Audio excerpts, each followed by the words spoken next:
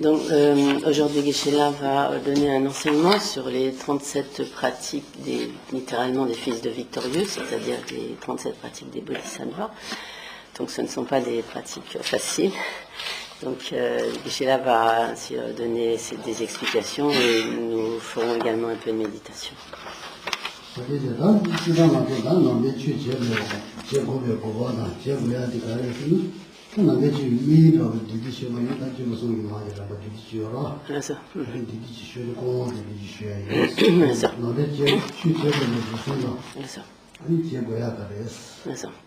Donc tout d'abord, Geshe-la va donner quelques explications sur en fait les raisons pour lesquelles on s'applique à la pratique du Dharma, à la pratique des enseignements du Bouddha et à développer donc les réalisations correspondantes et expliquer en fait quel est l'objectif poursuivi, le but pardon, poursuivi par cette pratique. Et à ce propos, donc Geshe-la va donner quelques explications, ce qui est pour les plus anciens un rappel, sur les 3 niveaux de pratiquants ou les 3 niveaux de motivation, des pratiques, des méditations des 3 niveaux de pratiquants.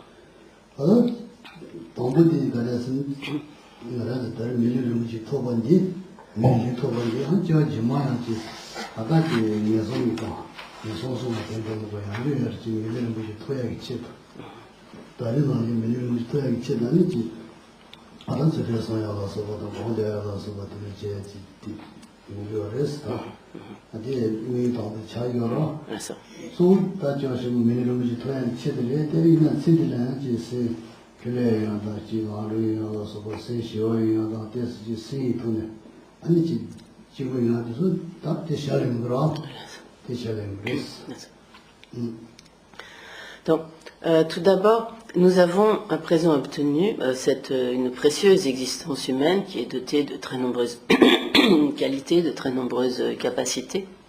Et donc, il est nécessaire que nous mettions en œuvre les moyens qui nous permettront pour l'avenir, donc d'une part de ne pas sombrer dans des états d'existence inférieurs où nous serions en proie à de grandes souffrances et nous serions totalement privés des facultés, des disponibilités qui sont les nôtres à présent. Et pour cela, donc, nous devons faire en sorte d'obtenir à nouveau une précieuse existence humaine pour notre existence, pour notre vie future.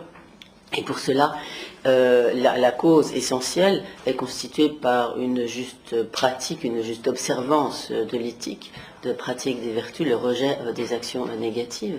Et donc, si nous nous appliquons correctement à de telles pratiques, il est certain que nous pourrons à nouveau obtenir une précieuse renaissance humaine à l'avenir. Donc, cela constitue comme le premier niveau d'objectif poursuivi par la pratique donc du Dharma, par la pratique des enseignements du Bouddha. Et donc, bien que cela consiste à rechercher une précieuse existence humaine pour le futur, en résultat de cela, tout naturellement, nous accomplirons également tout le bien-être et des satisfactions pour l'existence présente sans avoir à les rechercher spécifiquement. En effet, si nous nous appliquons à une juste pratique de l'éthique, tout naturellement, notre situation présente sera beaucoup plus paisible, nous pourrons nous pourrons atteindre aisément les objectifs que nous recherchons, nous aurons des relations harmonieuses avec notre entourage, etc. Et donc nous ressentirons le bénéfice de tout cela dans notre vie présente.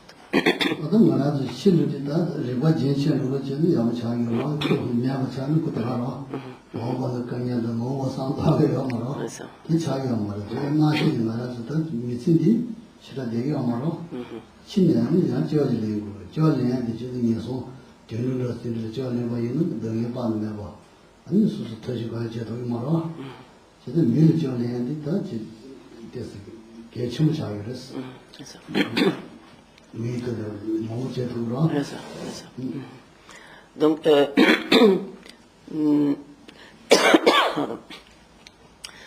Nous avons donc cette précieuse existence humaine et qui tôt ou tard arrivera à sa fin. Et lorsque donc si la fin de cette vie était l'arrivée à une totale extinction de notre existence, alors nous n'aurions pas à nous soucier de ce qui se passera au-delà de cette vie, mais ce n'est pas le cas. Lorsque cette vie prendra fin, nous devrons prendre une renaissance. Et si nous devons renaître dans un état d'existence inférieur, nous serons à ce moment-là soumis à d'incommensurables souffrances, et dans ces états d'existence inférieure, nous n'aurons aucune des capacités qui sont les nôtres aujourd'hui pour donc nous appliquer donc à notre progression spirituelle. Par conséquent, il est très important de faire en sorte de ne pas sombrer dans de tels états d'existence inférieure et d'utiliser donc cette précieuse existence humaine au mieux.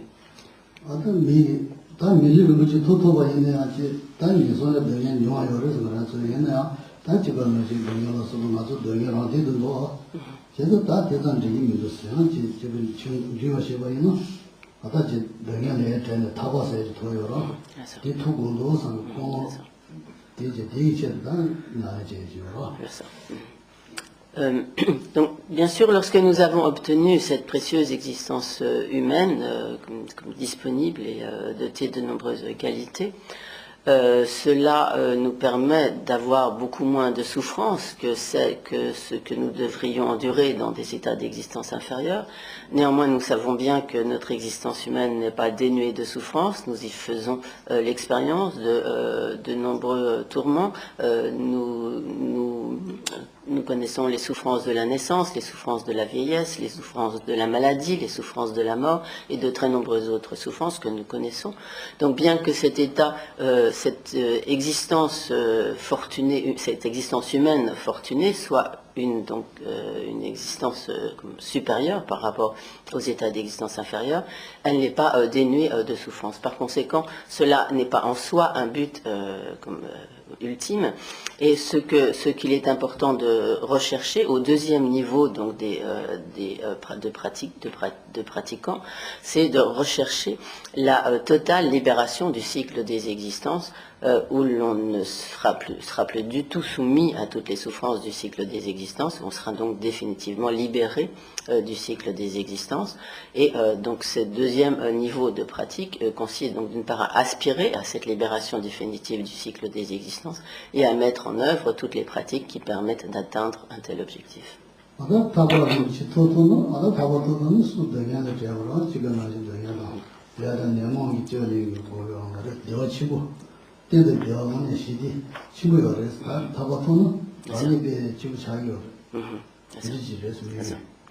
Donc, si nous parvenons à cette totale libération du cycle des existences, nous ferons alors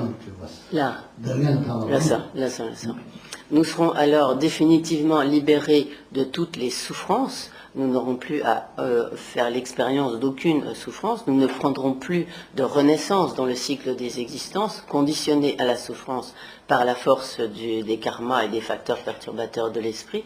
Et nous ferons alors l'expérience d'un bonheur inaltérable qui ne régresse pas, qui est donc un bonheur continuel.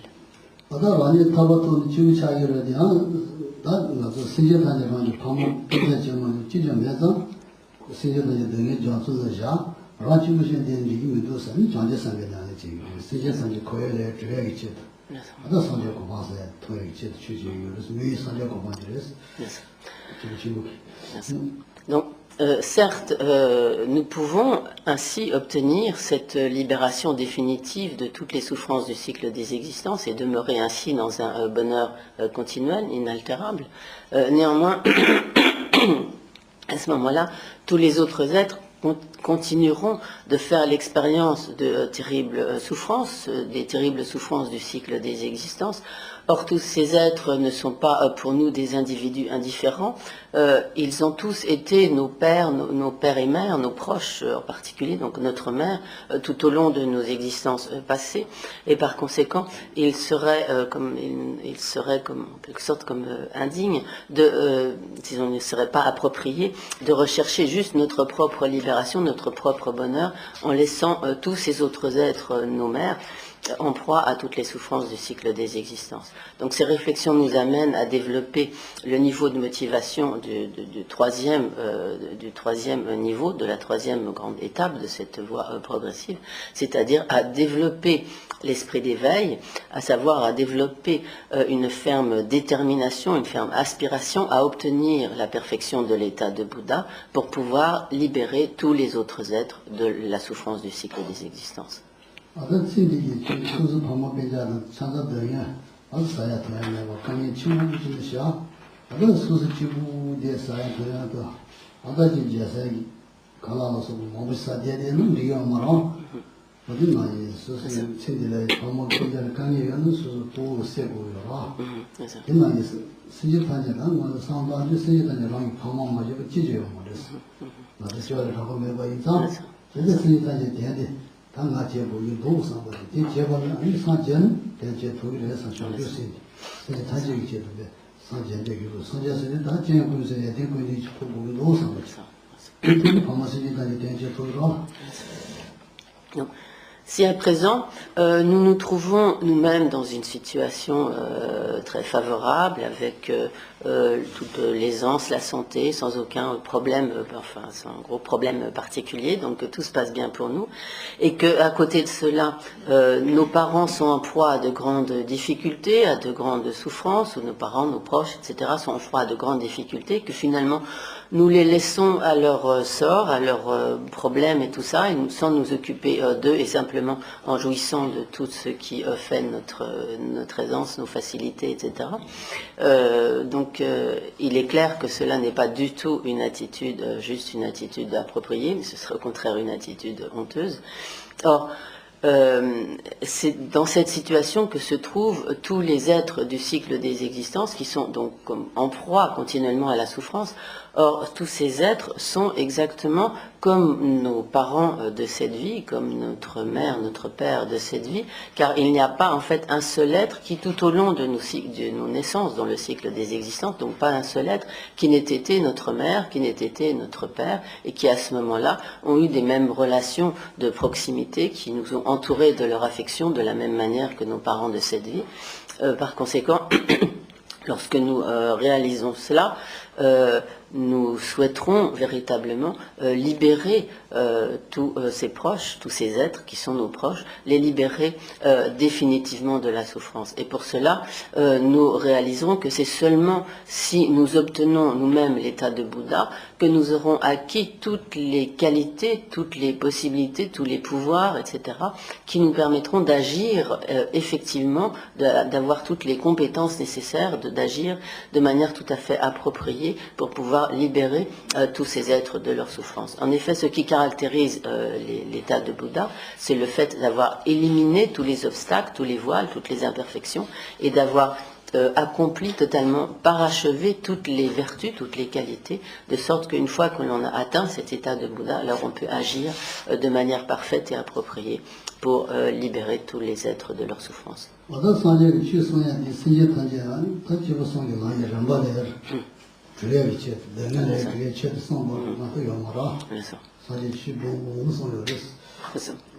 Le Bouddha a donné de très nombreux enseignements. Or, la finalité, le but de tous ces enseignements, c'est de conduire tous les êtres sur cette voie progressive en leur permettant de parcourir ces diverses étapes de la voie jusqu'à pouvoir eux-mêmes donc obtenir la perfection de l'état de Bouddha. 어떻게 수수면 나사연 수면산에 가고 요러 대만이 수수 나서네 그래서 내가 주역이지로 취리심 취리심이지 대나서네 아니 되는 죄를 사제기 술 카드지 저거는 어떻게 되냐 소리가 소리니 Donc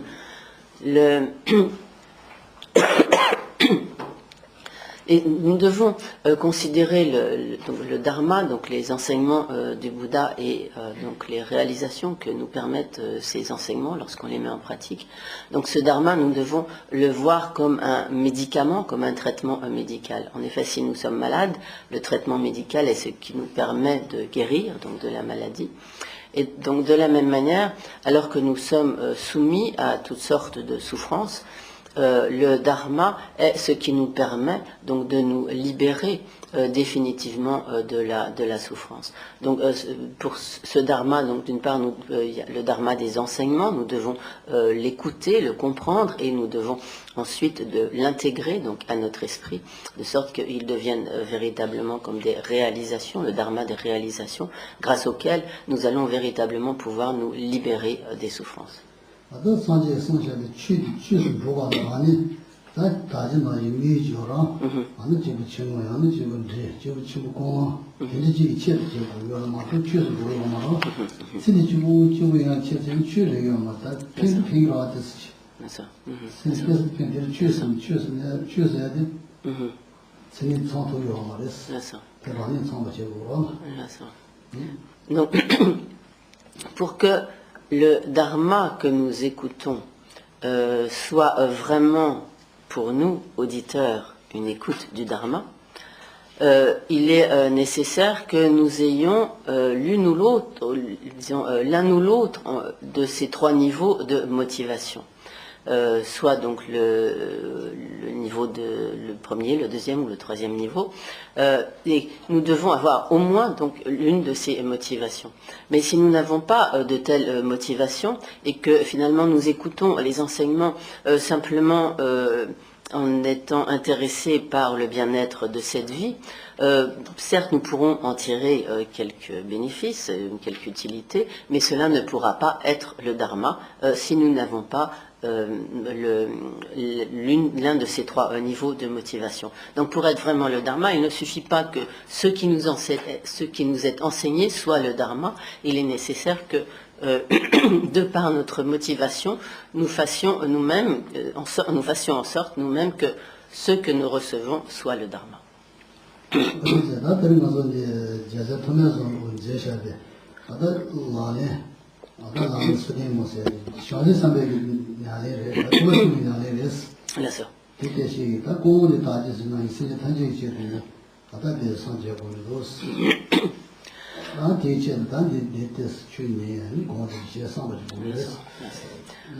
Donc ce que Geshe-la va enseigner précisément, à présent, donc, ce sont donc les 37 pratiques littéralement des fils de victorieux, c'est-à-dire des bodhisattvas. Ce texte étant composé par un auteur tibétain, Togme Sangpo, et donc il expose donc les pratiques des bodhisattvas, une pratique donc du grand véhicule, et il est nécessaire donc que nous ayons la motivation appropriée, et en l'occurrence ce dont Geshe-la a parlé, à savoir donc la motivation d'obtenir, d'écouter cet enseignement afin de pouvoir obtenir l'état de Bouddha pour pouvoir accomplir le bien de tous les êtres.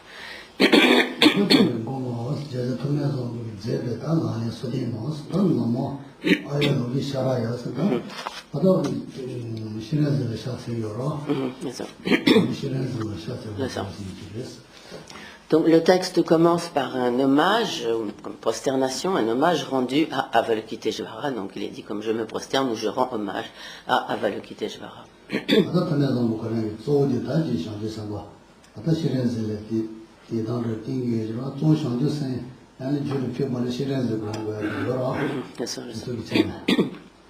Donc vraisemblablement l'auteur a comme pour quelque sorte de déité tutélaire particulière, donc Avalokiteshvara, donc le Bouddha qui est la manifestation des Bouddhas qui concentre donc la compassion, qui est la compassion des Bouddhas manifestée sous la forme d'Avalokiteshvara, et en particulier donc le développement de la compassion est comme au centre donc de toute la pratique du grand véhicule, ce qui explique donc cet hommage rendu à Avalokiteshvara.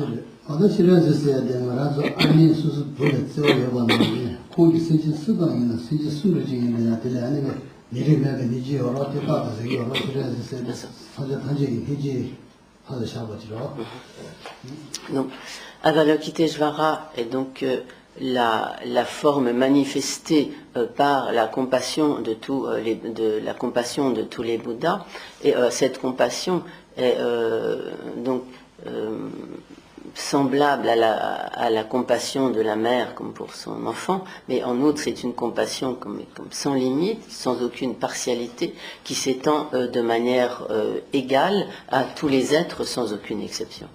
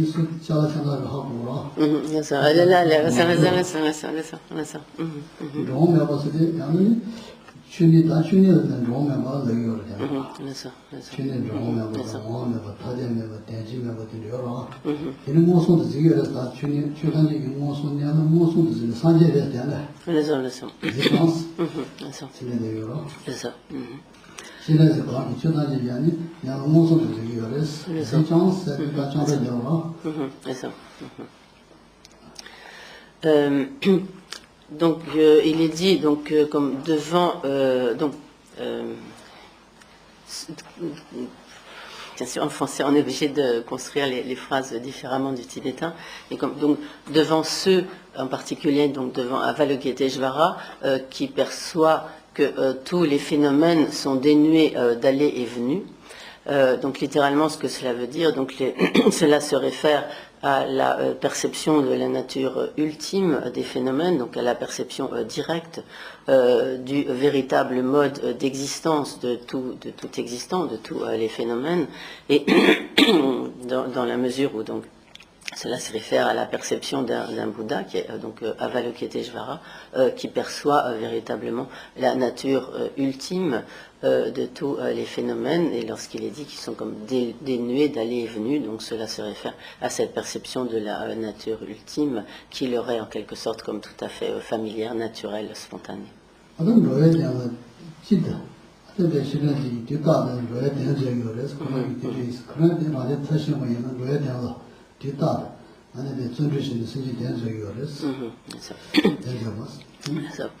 Et donc, bien qu'ils perçoivent ainsi que tous les phénomènes sont dénués d'aller et venue, qu'ils perçoivent donc cette nature ultime de tous les phénomènes, donc nonobstant, ils se consacrent uniquement au bonheur des êtres, à savoir que dans cette perfection donc de l'état de Bouddha, continuellement ils agissent, ils déploient en quelque sorte toute leur énergie à l'accomplissement du bien des êtres.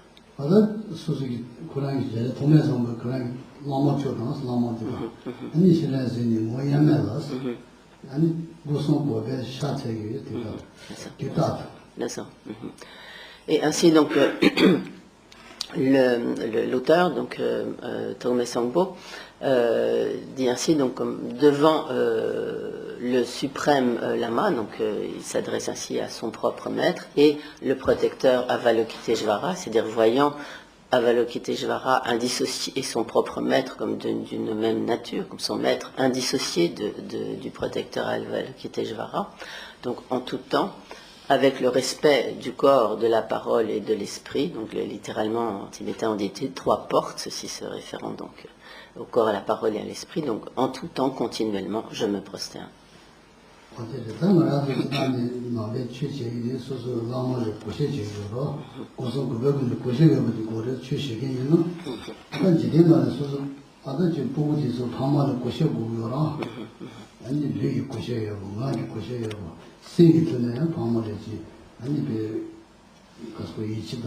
아니 지요라다 되지 고요라 bien sûr. 들려는 선지되는 방문이 보고 저기 민다면로 요래서 Bien sûr. 아까 취소해야 되는 양지 소소기 취소도 너무 고소 고백을 사샤차야 되지 고요라 제 마음이 되게 말았어 Bien sûr. Donc, effectivement, selon la tradition du Dharma, selon les enseignements du Bouddha, éprouver de la foi et du respect envers le maître, cela est tout à fait capital, essentiel, et ce respect, cette foi, donc, doit venir à la fois donc et être le respect du corps, de la parole et de l'esprit.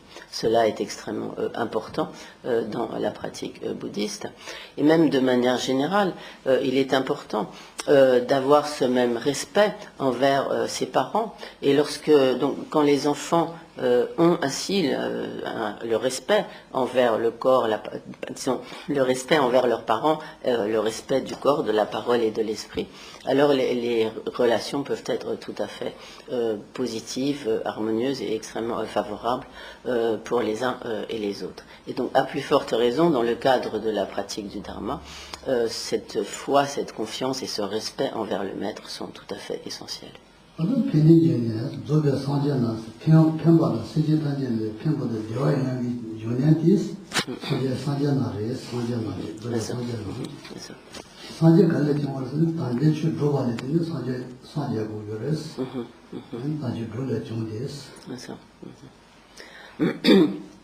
Donc il est dit ensuite,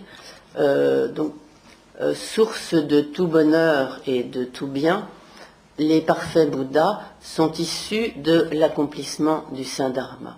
À savoir donc que c'est par la pratique du Dharma, en accomplissant parfaitement donc le Dharma, que l'on atteint cet état de Bouddha, qui est donc source de tout bonheur et de tout bien.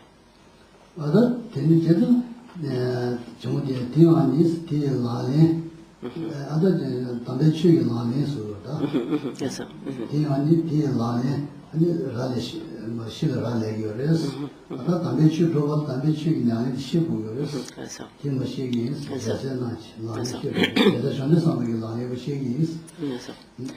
Et donc, il est dit ensuite, et puisque celui-ci, c'est-à-dire l'accomplissement du Saint Dharma, dépend de la connaissance de la pratique, je vais expliquer ce qu'est donc la pratique des fils de Victorieux, la pratique des Bodhisattvas. Donc en effet, pour pouvoir mettre en pratique le Dharma, il faut tout d'abord en acquérir la connaissance, car sans la connaissance, bien sûr, il n'y a rien que nous puissions pratiquer.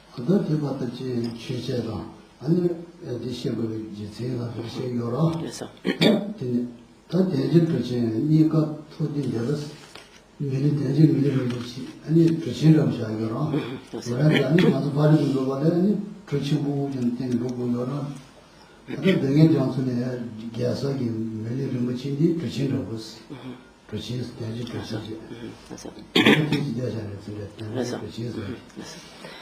Donc jusqu'à présent, ce qui a été énoncé, c'est donc comme l'hommage et comme une sorte d'introduction qui explique le but de la composition à laquelle l'auteur va se consacrer, et donc l'hommage, les hommages. Vient ensuite donc le premier verset, le premier des 37 versets expliquant donc ces 37 pratiques des Bodhisattvas, où il est dit donc tout d'abord, au moment présent, où l'on a obtenu le vaisseau de cette rare existence humaine disponible et qualifiée. Donc effectivement, cette précieuse existence humaine est tout à fait semblable à un vaisseau qui nous permettrait de traverser l'océan, de parvenir donc à l'autre rive. Et donc cette existence humaine qui est donc disponible et qualifiée est rare.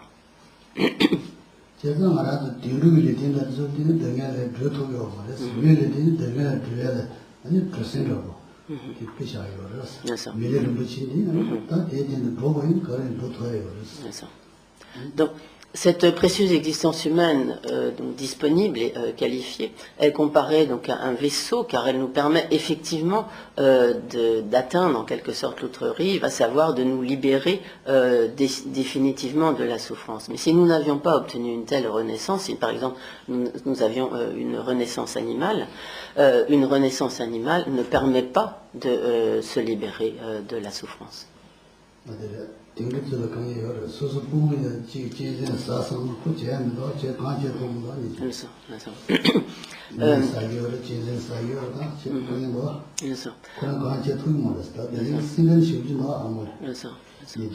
Donc, nous savons à quelles souffrances les animaux sont exposés et par exemple les mères animales prennent grand soin de leurs petits avec beaucoup de bienveillance, mais lorsque leurs petits sont en danger ou lorsqu'ils sont malades, etc., ils sont...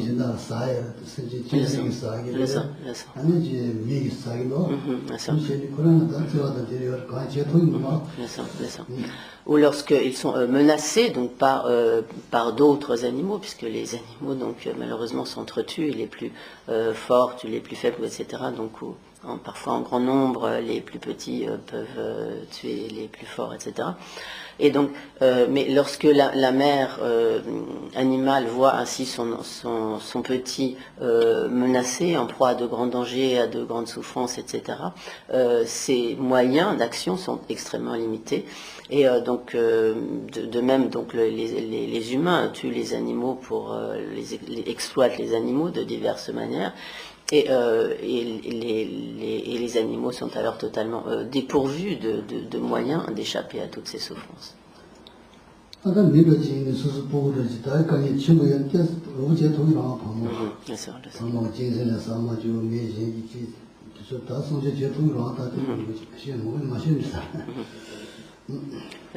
Mais nous pouvons comparer donc à ce que une mère dans le monde humain peut faire. Il y a, lorsque son enfant est malade, elle a beaucoup de possibilités de recours, de solutions pour soulager la douleur de son enfant.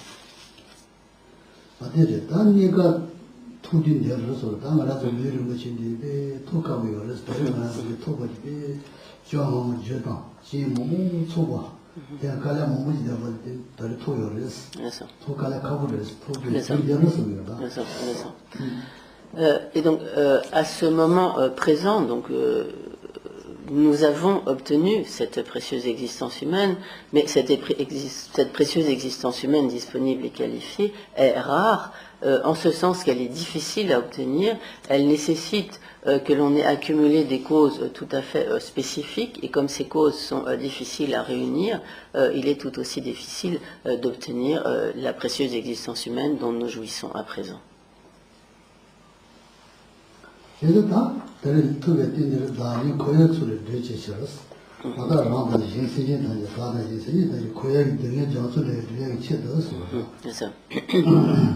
Et donc, à présent, nous avons obtenu ce vaisseau de cette rare existence humaine disponible et qualifiée. Alors, nous allons l'utiliser afin de libérer les autres et nous-mêmes de l'océan du cycle des existences, de l'océan de souffrance du samsara, du cycle des existences.